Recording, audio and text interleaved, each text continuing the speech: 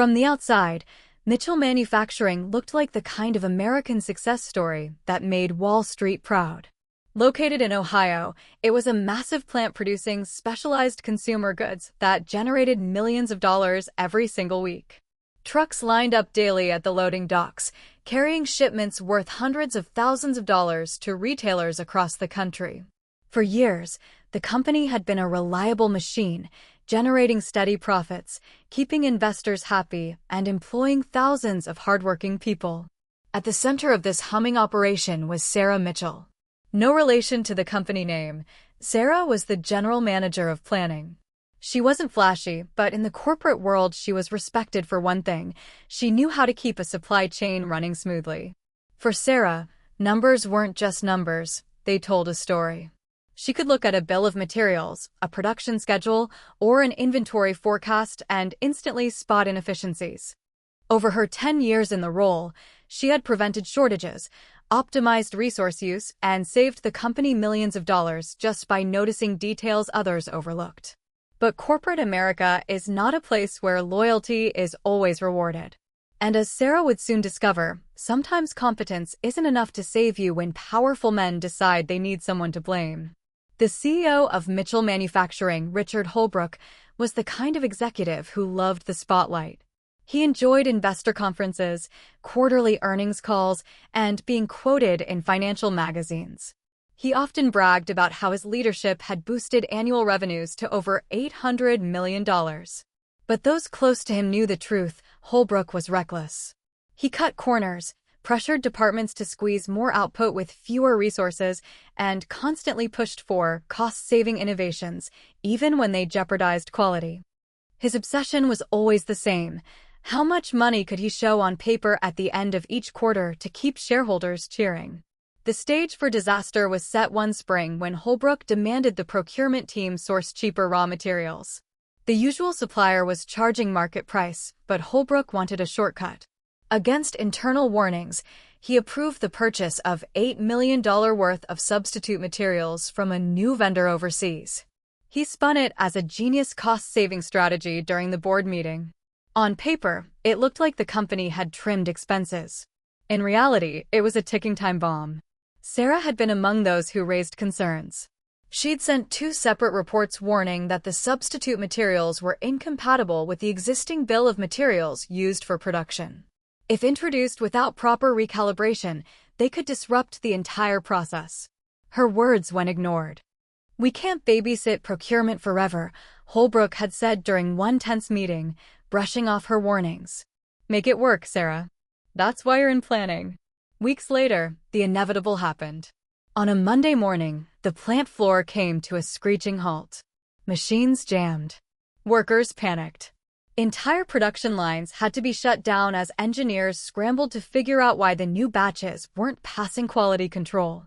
By the end of the day, it became clear: the cheaper substitute raw materials didn't match the bill of materials specifications. The BOM had been thrown completely out of alignment, meaning every production plan Sarah's team had built was useless until the problem was corrected. The financial impact was catastrophic. Each day the plant was shut down cost approximately $4.5 million in lost production value. By the end of 2 weeks, Mitchell Manufacturing had bled more than $54 million. Distributors threatened to pull contracts. Retailers started sourcing from competitors. Shareholders were livid. The board demanded answers, and Richard Holbrook, ever the politician, needed someone to sacrifice. He couldn't admit that his own push for cheaper materials had caused the meltdown. So he turned to Sarah. In a dramatic all-hands meeting with senior managers present, Holbrook pointed the finger squarely at her. "This disaster happened because our GM of planning failed to ensure the accuracy of our bill of materials," he declared. "A $54 million mistake that has put this company at risk. We can't tolerate negligence of this scale." Sarah was stunned. Her face burned as the room fell silent. She tried to speak, to remind him of the reports she had sent, the warnings she had made, but Holbrook cut her off. "Save it for your lawyer. You're terminated effective immediately." Within hours, Sarah's badge was deactivated, her belongings boxed up, and her career at Mitchell Manufacturing erased. But Holbrook didn't stop there. He instructed the company's attorneys to file a lawsuit against her personally, alleging negligence and professional misconduct. In the complaint, they claimed Sarah's mismanagement had cost the company over $20 million in damages. For Sarah, it felt like the ground had been ripped from beneath her feet.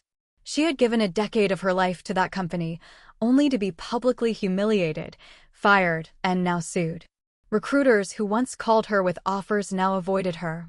Whispers spread in the industry that she was the woman who shut down Mitchell Manufacturing. Her savings dwindled as she scrambled to hire her own defense attorney. It seemed like Holbrook had won. He had protected his reputation by destroying hers. But Sarah wasn't going to let him get away with it. She knew the truth. She had the emails, the reports, the timestamps showing that she had flagged the risks. If Holbrook thought she would roll over quietly, he was about to learn that revenge in corporate America doesn't always come in dramatic outbursts. Sometimes, it comes in the form of cold, hard legal payback. Sarah sat in her small apartment, staring at the thick packet of legal documents the courier had dropped off. Her name, printed in bold across the lawsuit, seemed unreal. Negligence. Professional misconduct. Damages exceeding $20 million. Each phrase cut like a knife. How had her decade of dedication turned into this? She could still hear the CEO's voice ringing in her ears. Save it for your lawyer. The irony was that Sarah had already saved it, all of it. Every single warning, every report, every email where she had flagged the risk of substituting materials. On her personal laptop sat a folder labeled Procurement Risk Reports. Inside were dated memos, spreadsheets, and screenshots from internal systems showing that she had raised alarms weeks before the disaster. Her first instinct was despair. But despair slowly hardened into something else: determination. If Richard Holbrook thought he could erase her reputation and pin $54 million of losses on her just to protect his own image, then he had underestimated her. She needed a lawyer, not just any lawyer, but someone who understood the high-stakes world of corporate lawsuits. After days of searching and dozens of rejections, she found one. His name was David Kaplan, a sharp, seasoned employment attorney in Chicago with a reputation for fighting wrongful termination cases. When Sarah walked into his office, clutching her folder of evidence, Kaplan listened quietly. When she finished, he leaned back in his chair and gave her a half-smile. "Sarah, this isn't negligence. This is scapegoating. And if what you're saying is backed by hard evidence, we don't just defend you, we go on offense." She blinked. "Offense?" Kaplan nodded. "Richard Holbrook accused you publicly, fired you without due process, and now he's suing you for millions. That's wrongful termination. That's defamation. And if we can prove he ignored your warnings and made the cost-cutting decision himself, we might just turn this $20 million lawsuit into a multi-million-dollar counterclaim." For the first time in weeks, Sarah felt a spark of hope. They got to work. Kaplan filed an official response denying all allegations and simultaneously launched a countersuit for wrongful termination and defamation. He demanded damages of $15 million, citing the destruction of Sarah's career, loss of income, and emotional distress. The legal discovery process began. Mitchell Manufacturing's attorneys, a top-tier firm hired with the company's deep pockets, tried to intimidate Sarah with piles of paperwork and aggressive depositions. But Kaplan was relentless. He subpoenaed procurement records, internal emails, and board meeting minutes. That's when the truth began to emerge. One set of emails showed Richard Holbrook pressuring procurement to find cheaper alternatives fast. Another revealed he had personally approved the purchase of $8 million worth of substitute raw material from the overseas supplier, despite Sarah's warnings. Kaplan highlighted a message where Sarah had written, "Using this material without BOM recalibration will cause production failure." Holbrook's curt reply, "Make it work. No excuses." When Kaplan saw that, he grinned. "Sarah, this is your golden ticket." This email alone shifts liability entirely to him. As the weeks rolled on, Sarah began to regain her confidence. She realized that she wasn't just defending herself anymore, she was holding Richard accountable. Meanwhile, Holbrook's confidence started to crack. At first, he had strutted into depositions with arrogance, insisting Sarah had been negligent. But under cross-examination, he fumbled. When asked why he had overruled procurement guidelines, he dodged questions. When confronted with Sarah's warning emails, he claimed he didn't recall reading them. The company's board of directors was watching closely. The lawsuit had gone from a private scapegoating effort to a very public embarrassment. Shareholders were already furious about the $54 million production loss. Now, news was spreading that the CEO himself might have been responsible for the decision that caused it. Financial reporters caught wind of the case. One headline read, "CEO blames ex-employee for $54 million plant losses. Evidence suggests he approved the mistake." The tide was turning. Sarah, who had once felt invisible and crushed, suddenly had allies. Former colleagues reached out, offering testimony that she had warned about the risks. An engineer from the plant even wrote an affidavit stating that Sarah had been the only one trying to prevent disaster. Kaplan gathered everything, building a case so airtight that even the best defense attorneys struggled to poke holes. As court hearings loomed, Holbrook grew desperate. He proposed a settlement, dropped the countersuit, and the company would dismiss the case against Sarah. But Kaplan advised her to hold firm. "He tried to ruin you, Sarah," Kaplan said firmly. "He wanted to leave you bankrupt and disgraced. Now he's scared. That tells us we're winning. Don't settle for silence. Demand justice." Sarah agreed. For her, this wasn't just about money anymore. It was about clearing her name, reclaiming her dignity, and making sure Holbrook faced consequences for his arrogance. By the time the trial date was set, the courtroom buzzed with anticipation. On one side sat Mitchell Manufacturing's high-powered legal team, armed with binders of documents. On the other sat Sarah and Kaplan, with their carefully organized evidence. The stakes were enormous. Holbrook had claimed Sarah cost the company over $20 million. Sarah was countersuing for $15 million. And the truth, soon to be revealed, was that the entire disaster, the $54 million in production losses, traced back to one man's reckless decision. As Sarah walked into the courtroom that morning, she felt fear, yes. But more than that, she felt resolve. This wasn't just a fight for herself. It was a fight for every employee who had ever been crushed under the weight of a CEO's ego. And she was ready. The courtroom was packed. Journalists filled the benches in the back, pens and laptops ready, while local news cameras waited outside. This wasn't just another corporate lawsuit anymore. It had become a story about power, money, and accountability.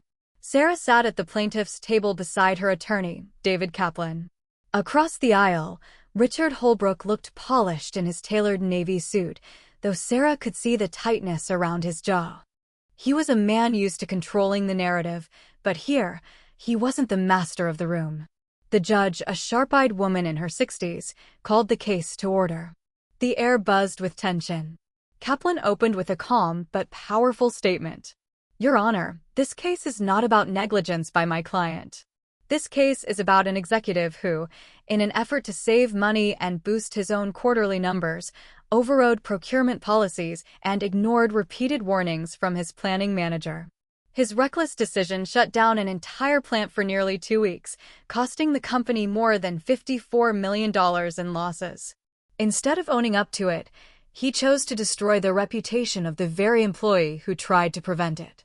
Today, we will prove that Sarah Mitchell is not negligent. She is the scapegoat for Richard Holbrook's greed." The words struck like thunder. A murmur rippled through the courtroom. Holbrook's attorney countered with his own narrative. Ms. Mitchell was responsible for ensuring the accuracy of the bill of materials. That is her job. If production failed, then she failed. The company suffered tens of millions in damages, and we will show that her inaction was the cause. The battle lines were drawn. The company's attorneys began with witnesses from procurement. They tried to establish that Sarah had ultimate responsibility for reviewing the BOM.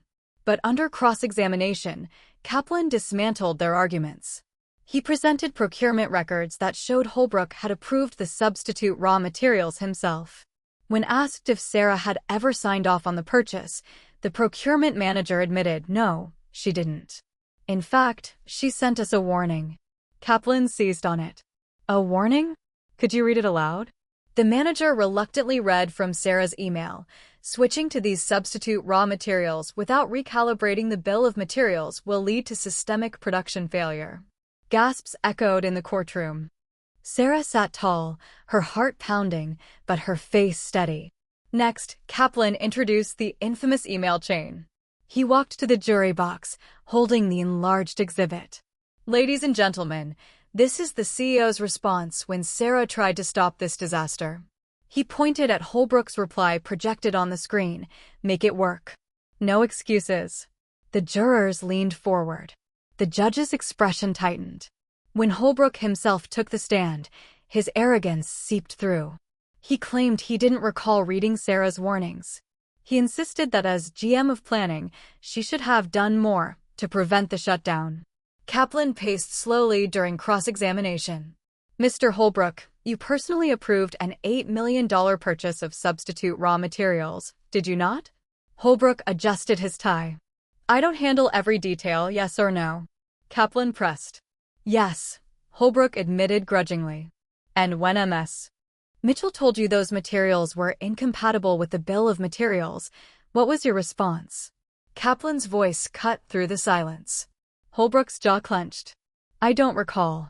Kaplan turned to the screen again. Perhaps this will refresh your memory. He projected the damning reply, make it work. No excuses. The courtroom erupted in whispers. The judge banged her gavel for silence. Kaplan didn't need to say more. The evidence spoke for itself. Holbrook had gambled on saving a few $1 million in raw material costs, and instead, he destroyed $54 million in production value. And now, his attempt to bury the truth was unraveling in real time. Over the next few days, Kaplan called more witnesses. Engineers testified that Sarah had warned them too. One even said, she was the only one who saw this coming. We were told to push forward anyway. Another manager confirmed that Holbrook pressured them to stay quiet. The jury's expressions grew harder with every testimony. Sarah could feel the shift in the room, from doubt to belief, from suspicion to sympathy. When it was time for closing arguments, Kaplan stood tall. His voice was steady but charged with emotion. Ladies and gentlemen, Sarah Mitchell didn't cause this disaster. She tried to prevent it. She did her job, and she did it well. The only reason we are here is because Richard Holbrook decided his reputation was more valuable than the truth. He cost his company $54 million, and then he tried to make Sarah pay the price. But the truth doesn't disappear just because a CEO says so. Today, you have the power to restore justice. Sarah's eyes stung with tears, but she held them back. Holbrook's attorney spoke next, but his words felt hollow. The damage had been done. The jury had seen the emails, heard the testimony, and watched Holbrook dodge responsibility. When the jury finally retired to deliberate, the weight felt endless. Sarah's heart thumped in her chest as she sat in silence. Hours later, the jury returned. The foreman stood. We find in favor of the defendant, Sarah Mitchell, on all counts. We also find in favor of her countersuit for wrongful termination and defamation, awarding damages in the amount of $12 million. The courtroom gasped again. Sarah felt her knees go weak. $12 million. Not only had she cleared her name, but she had also secured justice in the most undeniable way. Holbrook's face turned ashen. He had walked into this courtroom trying to dump $20 million of blame on Sarah. Instead, he had walked out responsible for her $12 million payout, on top of the $54 million losses his company had already suffered under his watch. For once, Sarah allowed herself a small smile.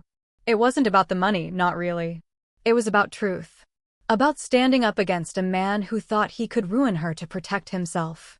About proving that in the end, the truth has a way of winning. And for Richard Holbrook, the truth was more expensive than he had ever imagined. When the verdict was announced, Sarah sat frozen, her hands trembling against the wooden table. $12 million. The words didn't even sound real. She'd walked into this courtroom with her career in ruins, her reputation shredded, and her future uncertain. She was walking out not only vindicated, but with a judgment that made headlines across the financial press. As reporters swarmed outside the courthouse, Sarah slipped out the side entrance with Kaplan. Cameras and microphones chased her down the sidewalk, voices shouting, "Sarah, how does it feel to win? What do you plan to do with $12 million? Do you think Holbrook should resign?" She said nothing, but inside, she felt a storm of emotions. Relief. Vindication. And yes, a small taste of satisfaction. Richard Holbrook, on the other hand, couldn't escape the spotlight. By the time he returned to the corporate headquarters, the board was already in emergency session. The $54 million production loss had been devastating enough.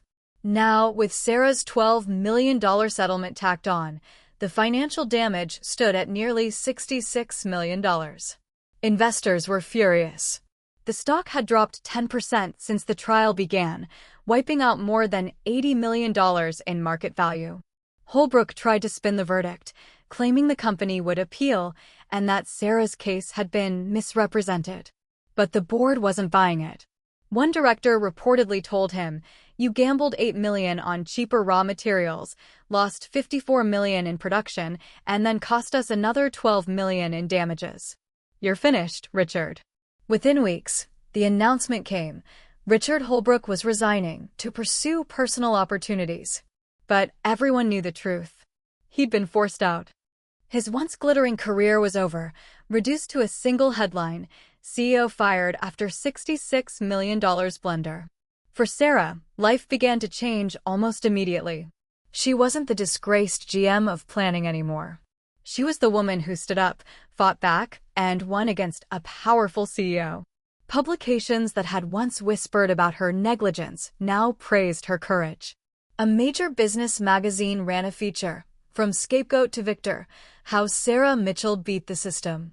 The settlement gave her financial freedom she'd never dreamed of. After paying legal fees and taxes, she still had nearly $7.5 million in her account. More money than she could have made in decades of climbing the corporate ladder. But Sarah wasn't thinking about yachts or luxury cars. What she wanted was peace and purpose. She took some time off, traveling to see family she had neglected during her grueling career. She bought her parents a new house, paid off her younger brother's student loans, and quietly donated to a nonprofit that helped women fight workplace discrimination. But the story didn't end there. Because the media couldn't let go of it. Every time another CEO was caught cutting corners, journalists referenced Sarah's case. Every time a company tried to scapegoat an employee, her name came up as the example of why the truth eventually surfaces. She was invited to speak at conferences about corporate ethics, supply chain integrity, and leadership accountability. The first time she stood on a stage in front of hundreds of executives, she felt nervous. But when she told her story, about the warnings ignored, the losses covered up, the humiliation, the lawsuit, and finally the verdict, the audience gave her a standing ovation. Many of them were quietly thinking of their own companies, their own bosses, their own struggles. Sarah had become more than a former planning manager. She was now a voice for accountability. Meanwhile, Richard Holbrook's life spiraled in the opposite direction. His reputation was toxic. No major company wanted to hire a CEO associated with a $66 million debacle. Articles referred to him as the man who ignored warnings and the failed cost-cutter. Former colleagues distanced themselves. The lucrative speaking engagements he once enjoyed dried up. He sold his luxury home in Connecticut and retreated into obscurity. Some whispered that he had lost millions of his own money when the company's stock dropped. Others claimed he was under investigation for violating procurement rules. Whatever the truth, Richard Holbrook had gone from corporate darling to cautionary tale. For Sarah, justice wasn't just about the money. It was about the reversal of power. Holbrook had thought he could ruin her, that his position and influence would shield him from accountability. But in the end, the truth had been stronger than his lies, and the court had recognized it. Years later, when Sarah reflected on the ordeal, she realized something important. Her revenge had never been about destroying Holbrook. It had been about reclaiming her life. But watching him lose everything he'd tried to steal from her, that was the part she couldn't deny felt like karma. Because in corporate America, as in life, greed always has a price. And for Richard Holbrook, the bill had come to $66 million and his career. Sarah, on the other hand, had gained something priceless: freedom, dignity, and a story that would inspire others for years to come. Months passed after the trial, but the shockwaves of the case were still being felt. Sarah had learned that in the corporate world, memories were long when it came to scandals, and Richard Holbrook's name had become synonymous with reckless greed. The story of the $66 million CEO blunder was used in business schools as a cautionary tale.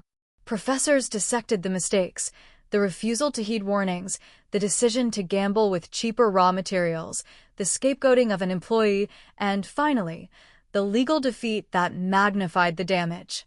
Students would read case studies and shake their heads, saying, "How could he have been so arrogant?" Sarah sometimes stumbled across these references when scrolling through LinkedIn or browsing articles. It was surreal to see her ordeal turned into a lesson plan, but she took comfort in knowing that perhaps, somewhere, a young manager might stand up to a reckless executive because of her story. Meanwhile, Sarah herself had embraced a new chapter. With the financial freedom of nearly $7.5 million after taxes and fees, she no longer felt chained to the grind of climbing a corporate ladder. Instead, she started her own consulting firm, small at first, but rooted in a mission she cared deeply about: helping companies strengthen supply chain ethics and prevent exactly the kinds of disasters she had once been forced to shoulder the blame for. Clients came quickly. At first, it was mid-sized manufacturers who had read about her in the news and wanted to avoid becoming the next Holbrook headline. But soon, even large corporations invited her in, asking her to audit their systems, train their teams, and create safeguards. Ironically, the very expertise Holbrook had once dismissed was now in high demand, and people were paying top dollar for it. Her consulting firm grew, and with each new contract, Sarah felt her confidence deepen. She wasn't just surviving anymore, she was thriving. And then came an opportunity that she hadn't expected. A prestigious university invited her to co-teach a course on corporate accountability. Standing in front of a classroom, she looked at rows of bright young faces, all eager to learn from her first-hand experience. The same woman who had once sat in a courtroom being humiliated by a corporate giant was now an authority, shaping the next generation of leaders. One afternoon, after class, a student came up to her. "Ms. Mitchell," he said nervously, "I just want to thank you. I read about your case before I enrolled here, and it gave me the courage to walk away from a job offer at a company that was cutting corners. I didn't want to be part of something like that. Hearing you speak, it's inspiring." Sarah smiled. "Thank you," she replied. "That means more than you know." It was in moments like that she realized her revenge hadn't just been personal. It had created ripples far beyond her own life. Meanwhile, Richard Holbrook's decline continued. Reports surfaced that he had tried to start a private consulting firm of his own, but no one wanted advice from the man who had cost his company $66 million. He was seen less and less in public. Rumors circulated that he had lost a fortune in personal investments after the stock crash.